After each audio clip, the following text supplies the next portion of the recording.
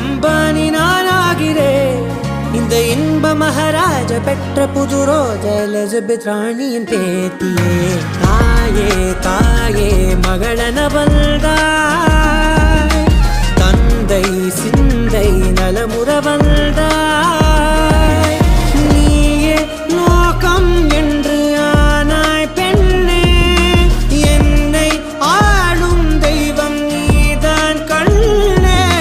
பெற்றது நானா இல்லை உன் மகனே நானம்மா.